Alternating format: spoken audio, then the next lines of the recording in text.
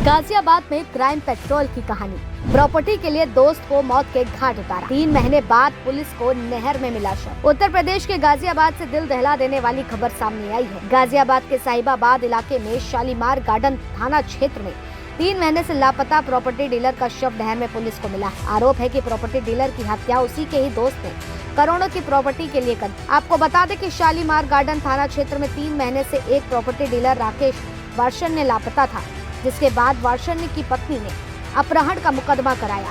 आरोप है कि 5 करोड़ रुपए नहीं देने पर प्रॉपर्टी डीलर राजू उपाध्याय ने 28 फरवरी की सुबह कड़कड़डूमा कोर्ट ले जाकर पति का अपहरण कर लिया। इंदिरापुरम पुलिस ने शिकायत कर कोई कार्रवाई भी नहीं की।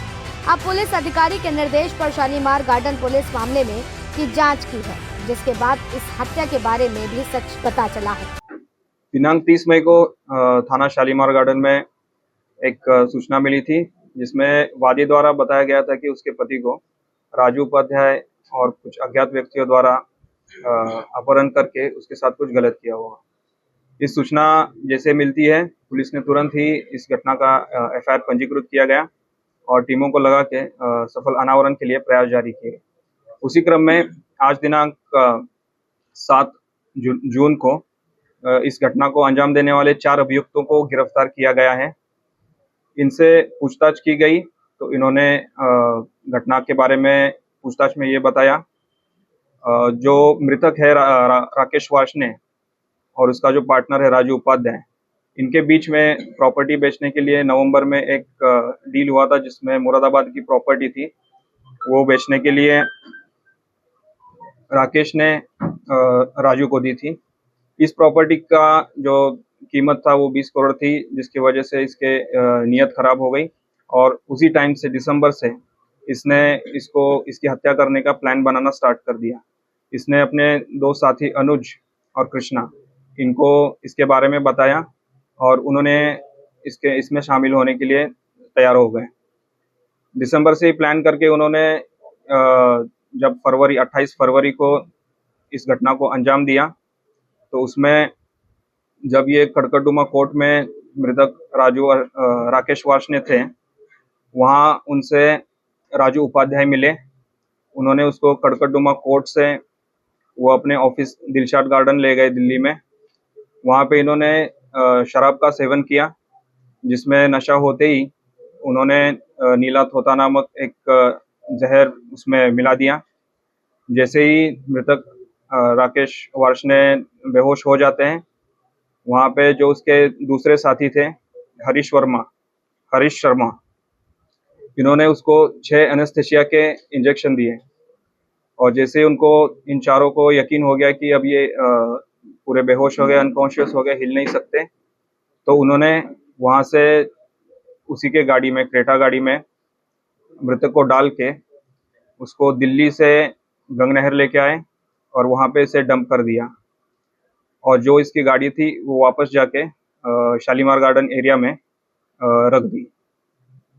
इसी के बारे में अधिक जानकारी करने के बाद इनसे घटना में जो बरामदगी थी वो इनसे, जिसमें मृतक के जूते, शर्ट जो कि सफ़ेद कलर की थी, ड्राइविंग लाइसेंस जो उसके ऑफिस से ये चीज़ें बरामद हुई है और इसी के आधार पर आगे की विधिक कार्रवाई की जा रही है।